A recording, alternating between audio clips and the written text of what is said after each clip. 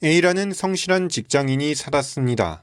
A는 조부모님, 부모님, 그리고 아내와 자식들과 함께 살며 생계를 꾸려나가기 위해 노력하는 사람이었습니다. 부양 가족이 많았기에 A는 언제나 돈이 많이 들어 걱정했고, 그렇기에 항상 돈과 관련된 소식에 예민했습니다.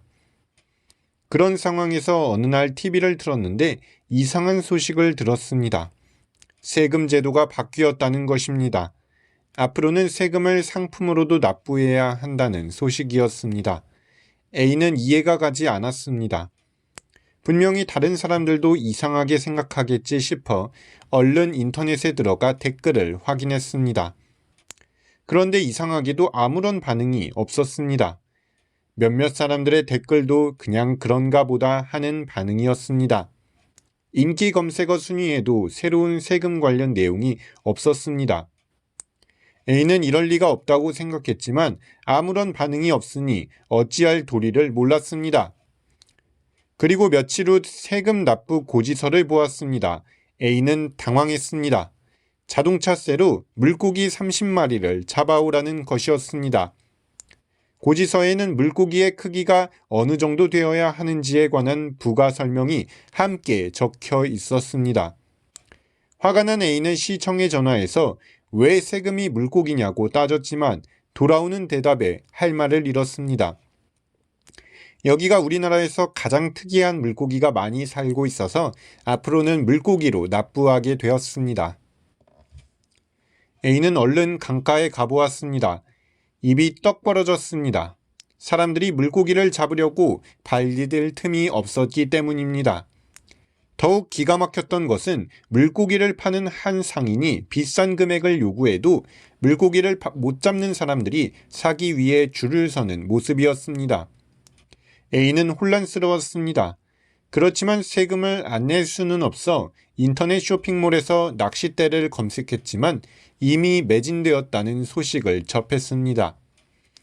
결국 평소 시중 가격의 3배나 높은 가격으로 가게에서 낚싯대를 사고 잡으려 했지만 결국 잡히지 않아 물고기를 아까 봤던 금액보다 3배나 더 높은 가격을 주고 샀습니다.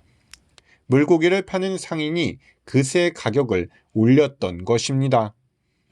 너무나도 화가 나서 소리를 질렀는데 갑자기 아내가 왜 그러냐고 했습니다. 다행히도 꿈이었습니다. A는 안도의 숨을 내쉬었습니다. 그렇지만 과거 조선시대 백성들에게는 이것이 꿈이 아니었습니다. 실제 조선시대 백성들은 토지에 부과된 곡식을 세금으로 바쳤습니다. 이것을 전세라고 합니다.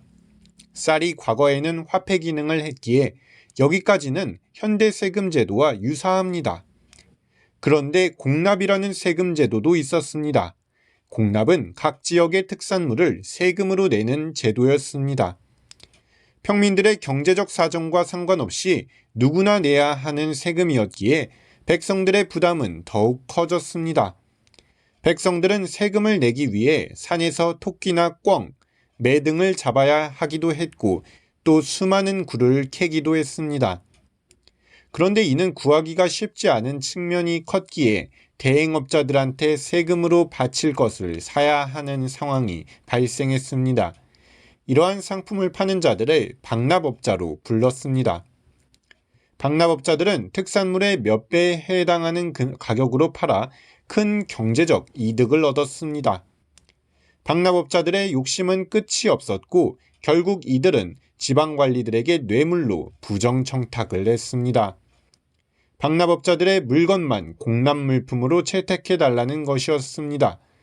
이로 인해 방납업자들은 독점 경쟁 상태에 있었기에 가격을 더욱 올려버려 비싸게 팔았고 그 일부 금액을 지방 수령에게 주었기에 이러한 문제점은 해결되지 못했습니다. 백성들의 삶은 더욱 어려워졌고 이로 인해 조선의 경제는 무너졌습니다. 이러한 상황에서 임진왜란, 정묘호란, 병자호란의 3번의 전쟁까지 겪으니 조선 백성들 대부분의 삶은 그야말로 암울했습니다. 조선시대에 도적이 많았던 것도 도저히 이러한 현실에 적응하지 못한 사람들이 마을을 버렸던 데에서 시작했다고 볼 수 있습니다. 이러한 현실을 바꾸기 위해 한 사람이 등장합니다. 다음 시간에는 전쟁이 끝나도 전쟁 같은 삶을 살았던 백성들을 구해주기 위해 평생을 바쳤던 한 사람을 소개해 드리겠습니다. 시청해 주셔서 감사합니다. 구독과 좋아요, 알림 설정, 댓글 남겨주신다면 더욱 책임감을 느끼며 제작하겠습니다. 다음 편은 다음 주 금요일에 방송됩니다.